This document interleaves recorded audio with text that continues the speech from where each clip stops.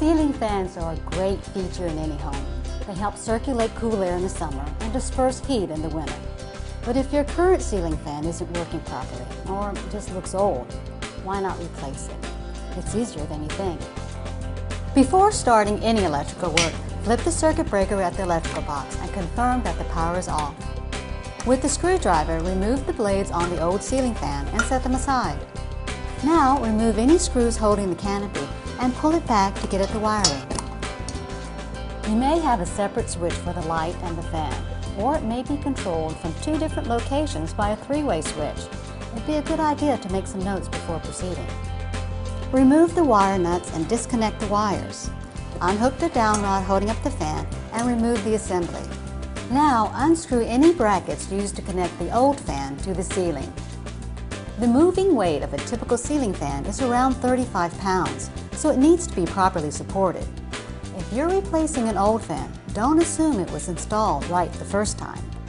Make sure your electrical box is securely mounted to a ceiling joist.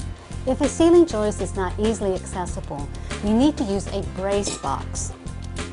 This connects between two ceiling joists and will support the weight of most ceiling fans. Slip the brace through the ceiling hole and position it between the joists. The leg should sit on top of the drywall at each end. Center the brace over the hole and rotate the shaft with an adjustable wrench until the teeth embed in the joist. Attach the U-bolt assembly to the bracket. Center it over the hole with the bolts facing down. Punch out one of the openings in your electrical box and feed the wires from the ceiling through the hole. Push the box up into the ceiling hole, sliding the U-bolts through the holes in the top. Screw nuts onto the ends of each bolt and tighten. Most ceiling fans give you the option of mounting them close to the ceiling. Unfortunately, this does a poor job of circulating air. As long as your ceilings are at least 8 feet high, use a down rod so that the fan blades are at least 10 inches from the ceiling. Attach the new mounting plate to the electrical box, flat side up, with the screws provided. Assemble the down rod and canopy according to the manufacturer's instructions.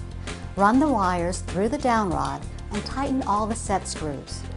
Now, carefully raise the entire assembly to the ceiling mounting plate and sink the bulb into the socket.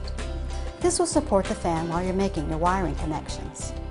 Connect the copper wire to the green ground wires on the fan base and connect the white neutral wires. For lighted ceiling fans, there'll be a black wire for the fan motor and a blue one for the light.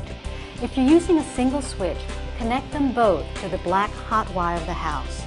You'll use the chains to control the fan and the light separately. If you have more than one switch, connect the black wire to one black lead and the blue to the other lead wire. Screw wire nuts onto the ends of each connection and carefully push the wires up into the electrical box. Attach the canopy to the mounting plate and tighten the screws. Now attach the fan blades one by one to the assembly. Install the glass shades and the correct wattage bulbs for your particular unit. Now turn the power back on and make sure your new ceiling fan is operating properly.